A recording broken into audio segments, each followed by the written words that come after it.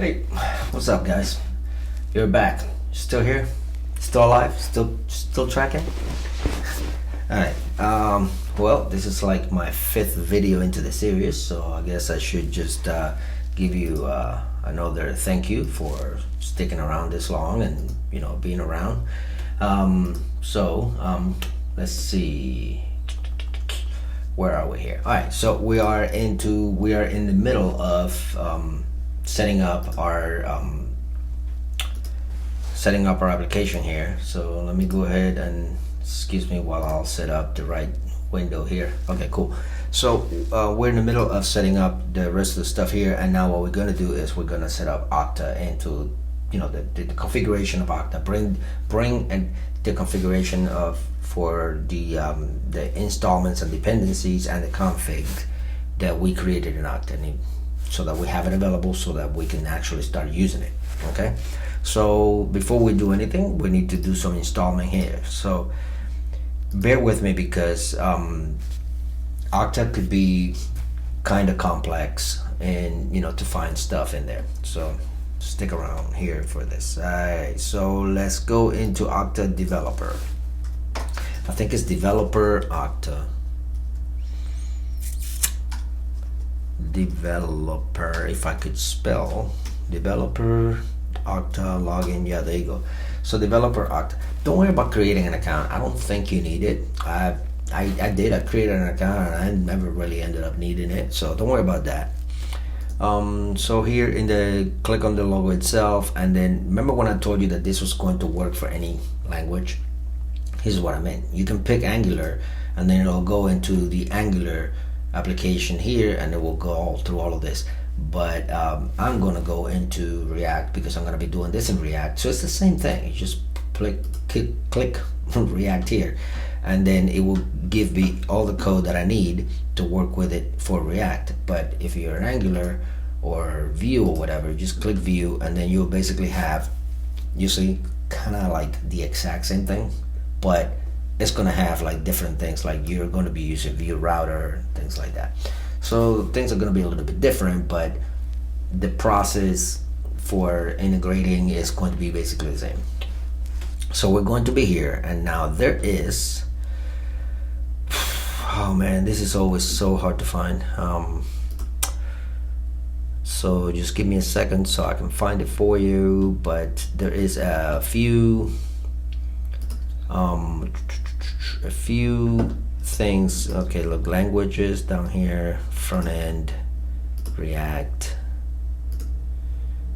There's a few stuff you have to install. Oh, here we go. All right, so you need to okay, so yeah, so first we need this right here. So we need to npm install the Okta auth.js, the Okta React, the Okta itself, which is Okta React, and we're gonna need React router dump, and we're also going to need the Okta sign-in widget. So we're gonna need all of these right here. So let's just go ahead and open up the this one here and get back into our guy here, our installing terminal. Npm install Okta auth, Okta React router dump. Okay, so we're back onto the same problem that we have with React app. I talked about it in a couple of videos before where they just upgraded and there's some backward compatibility issue there. So React router dump just went on to version 6, I think it is, and version 6 is not compatible with some of the classes, some of the hooks that we're going to be using, like use history. So instead of running into issues there and trying to figure out which one we should be using instead of use history, there's another way that React router dump is going to do it. Instead of figuring that out, let's just not use React router dump 6.0 and let's just use 5.3. Once React router dump finish dealing with their backward compatibility problems and they figure out how to get their stuff together, then you can go ahead and upgrade and accordingly. But for right now, let's not use something that is just so fresh that it hasn't been worked out yet. So we're going to specifically order our install here, our npm install here to install the version 5.3.0. Okay, so do that. And then we're also going to need this one here. So not the install, just the name of the app itself. And we're gonna put that in there. Let's just make sure that I didn't add any spaces. I mean that I didn't, yeah, that I did add spaces. All right, cool. So hit enter, let this thing run. Coffee break. Captain America. All right, cool. So we're done. All right, so now we can go ahead and just put this on the side because we're gonna be working on this one instead now. So like if you've been following me for a while, you know that I do this every time I have a bunch of loads, a bunch of install. I usually go into the package JSON and make sure that I install the right stuff. So let's look at all dependencies, make sure that everything looks good. We have React. We have some emotion here, which is material UI stuff. We have material. We have Okta.js. We have Okta React. We have Okta signing widget. That's all great. And React. Okay, that's great. React router dumb 5.3, which is what we wanted. Yep, everything's working perfect. Cool. So we are awesome, and we did all of the installments that we needed to do. So now just the one thing that we need to do to finish this out is we are going to need to bring in a config, our configuration files in here. So inside of the src folder right here, inside of this one, we're gonna create a file and we're gonna call it config.js. And now inside our config.js, we're going to put the stuff that we need to configure. So we're still back on this Okta signing widget and React there. And then you see this stuff here. So we're gonna bring those in. Yep, we're gonna bring those in. So let's grab all of this so that that way we can get the export down here. And just put that in there. Now we're not going to, this is for the signing widget. I'm thinking we should probably just leave that.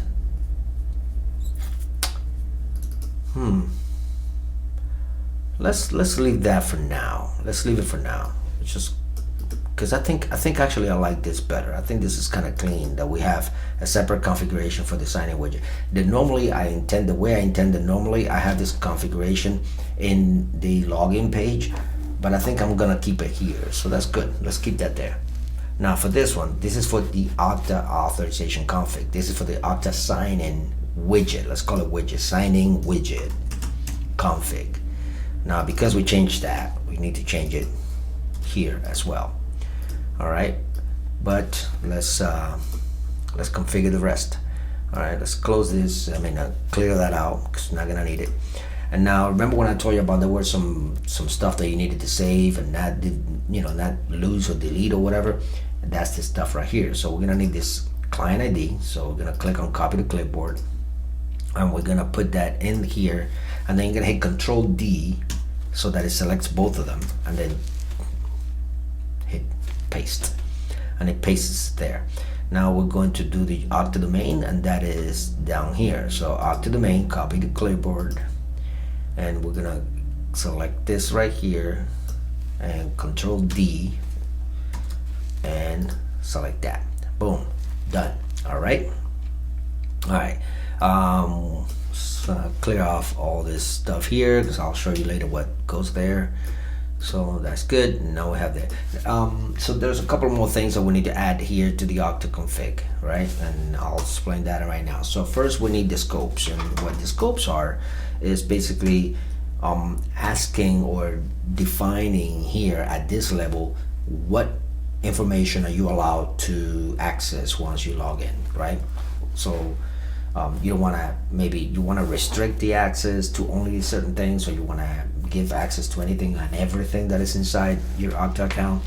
So for right now, I'm just going to put the open ID because you want to have access to the ID of the application.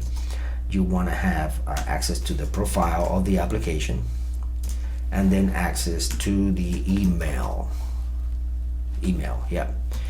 And the next thing you're going to do is going to be some disable disable HTTP check. Disable HTTP check. Let me make sure. HTTPS. Disable HTTPS check. So what this does, it basically ignores whether the application is supposed to be secure on and behind an HTTPS SSL license or not. That way you don't run into issues, because usually localhost is not. And then the next one is going to be use interaction code. Use interaction code. Okay. And we're going to make that false. And then the next one is going to be PKCE, which is going to be true. All right, cool. So we have we have everything we need for the configuration, so that we can now use it in the application just by having this stuff right here. This is kind of like the IDs. All right, so I'm gonna go ahead and save that, and I'm gonna close it and close that as well, and we are good to go. So I'm going to stop it here, because this is basically all the setup we ever needed. And the rest of the stuff that we're going to start working from here on out is going to be to actually building this stuff, because we have all the tools in our bag and all the materials that we need. All right, guys, I'll see you in the next one. Stick around.